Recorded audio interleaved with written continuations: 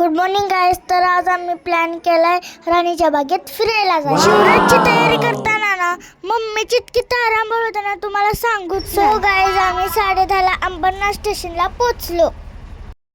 तर स्टेशनला आल्यावर आम्हाला फायनली कळालं की आज मेगा ब्लॉक. शिवराजची झोपायची तयारी चालू आहे. तेव्हा पप्पा म्हणले की 2 तास तरी लागतील जायला. तुम्ही म्हणत असाल हा कोण आहे, तर हा आमच्या पप्पांचा भाचा. नेहमी मोबाईल मध्ये घुसलेला. बापरे, इतका राग आलेला ना. कमीत किमान अर्धा तास तरी ट्रेन एकाच जागेवर उभी होती. असं वाटत होतं की ट्रेन मधून उतरून बाहेरच जावं. तर बघा लोकांचे पण चेहरे कसले वैतागलेले दिसत होते. फायनली ट्रेन चालू झाली. कुठे जीवात जीव आला बाबा. 12:30 भायखळा स्टेशनला उतरलो. पप्पांना स्टेशनला उतरलो, बोललो पप्पा एक ग्रुप फोटो तरी घ्या साधा. अरे बापरे, स्टेशनच्या बाहेर आलो तर केवढी गरमी होती. पप्पाने आमच्यासाठी उसाचा रस मागवला. मग आम्ही पण काय सुट्टी देतो का, हाणला एकावर ताव, पिला ज्यूस. मम्मीनं सगळ्यांना ज्यूस दिला मस्तपैकी आणि आम्ही इथून चालत निघालो. सो गाइस आम्ही बागेच्या गेटवर पोचलो.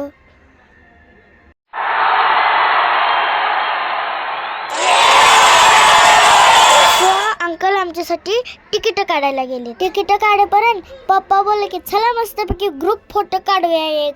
आम्ही पण काय सुट्टी देतो का, काढला 4. अंकल तिकीट घेऊन आले आणि आम्ही लाईनने बागेत गेलो.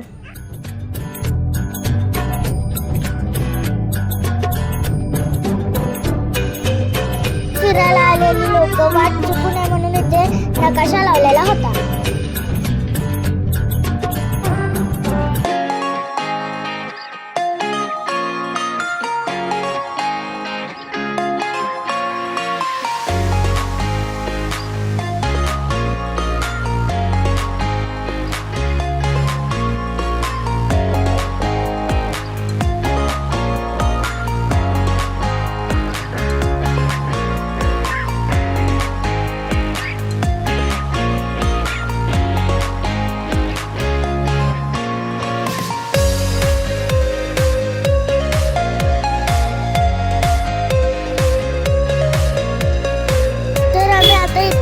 अस्वलला बघायला.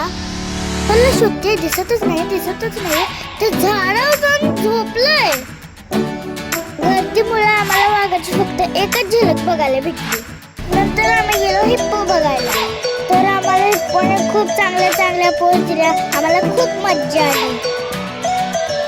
वाव.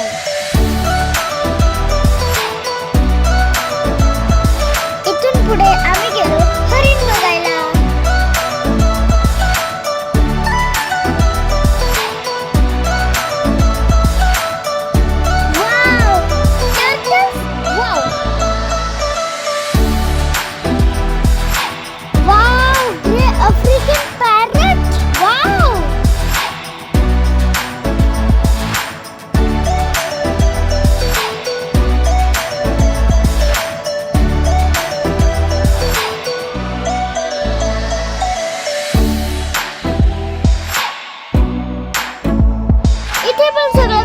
झोपलं तर पूर्ण मूडच खराब झाला.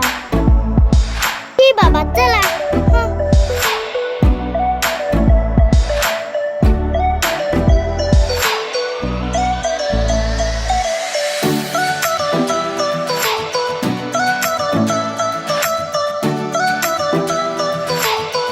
प्रकारे आम्ही राणीची बाग फिरलो. आम्हाला खूप मज्जा आली. खूप एन्जॉय करून दमून भागून आम्ही आता घरी निघालो. Good bye guys, good bye.